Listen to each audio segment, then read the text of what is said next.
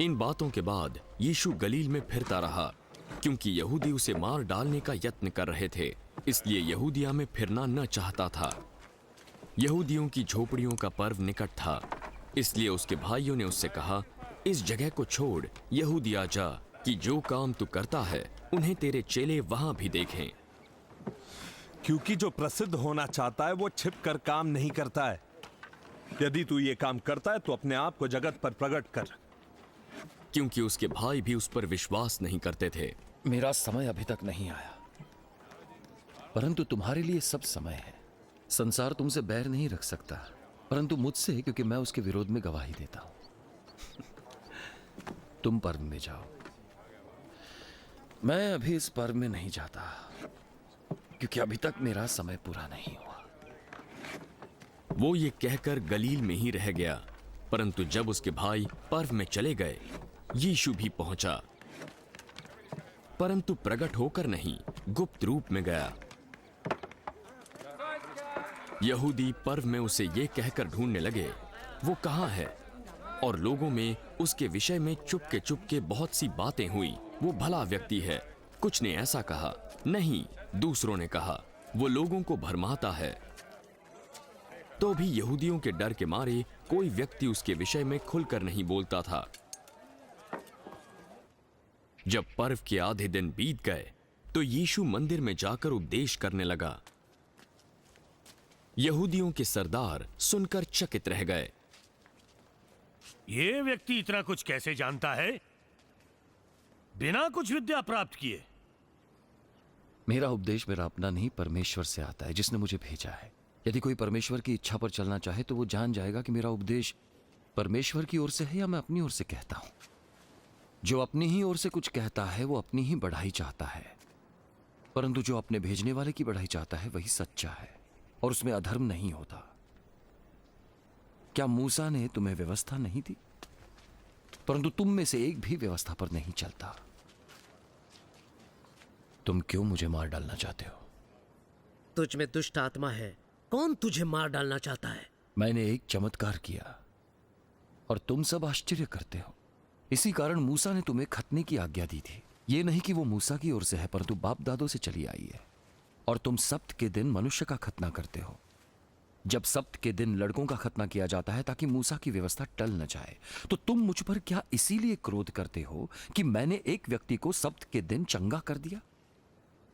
मुंह देखा न्याय ना करो, परंतु ठीक ठीक न्याय करो। तब कुछ यरूशलेम वासी कहने लगे, क्या ये वही नहीं जिसे मार डालने का प्रयत्न किया जा रहा है? परंतु देखो, वो तो खुल्लम खुल्ला बातें करता है और कोई उससे कुछ नहीं कहता। क्या ऐसा तो नहीं कि सरदार जान गए कि यही मसीह है? जब मसीह आएगा कोई नहीं जानेगा वो कहां से आया, पर हम सब जानते हैं ये कहां से आता है। तब यीशु ने उपदेश देते हुए मंदिर में पुकार कर कहा, क्या तुम सब मुझे जानते हो मैं कौन हूं और कहां से आया हूं? मैं तो आपसे नहीं आया, परंतु मेरा भेजने वाला सच्चा है।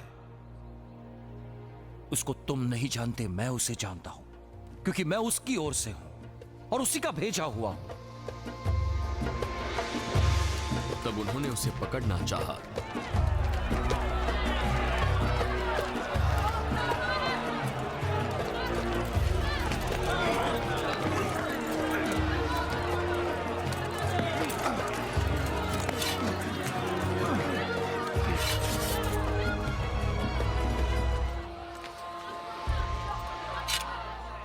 तो भी किसी ने उस पर हाथ ना डाला, क्योंकि उसका समय अब तक न आया था।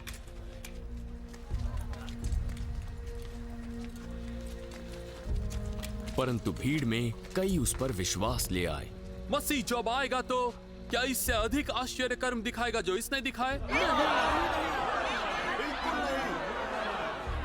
फरीसियों ने लोगों को यीशु के विषय में ये बातें चुपके चुपके करते सुना, तो प्रधान याजकों ने उसे पकड़ने को सिपाही भेजे।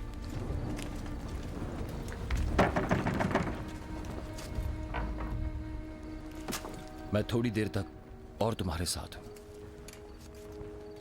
तब अपने भेजने वाले के पास चला जाऊंगा।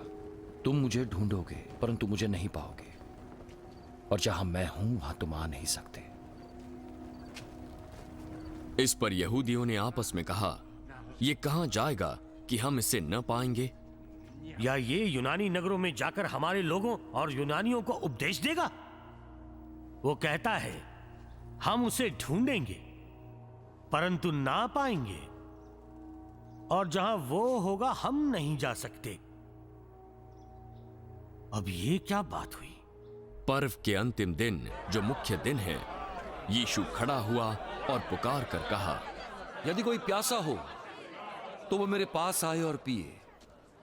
जैसा पवित्र शास्त्र में लिखा है, उसके हृदय में से जीवन के जल की नदियां बह निकलेंगी। यीशु ने ये बात आत्मा के बारे में की जो उस पर विश्वास करने वालों को मिलने वाली थी, क्योंकि तब तक आत्मा नहीं दिया गया था, क्योंकि यीशु तब तक अपनी महिमा को न पहुंचा था।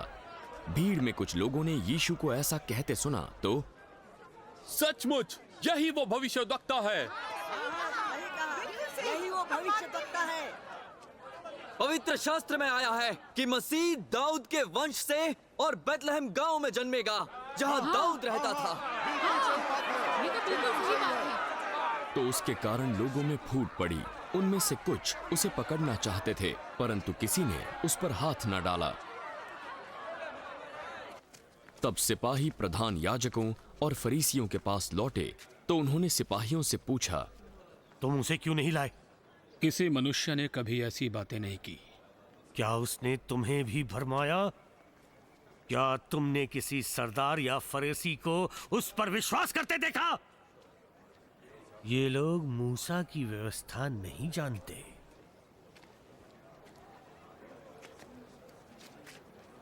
उन पर परमेश्वर का शाप है। निकुदेमुस नाम का एक फरीसी था जो पहले यीशु से मिलने आ चुका था। हमारी व्यवस्था के अनुसार हम किसी को दोषी नहीं ठहरा सकते जब तक उसकी सुनकर ये न जान लें कि वो क्या करता है। क्या तू भी गलील का है?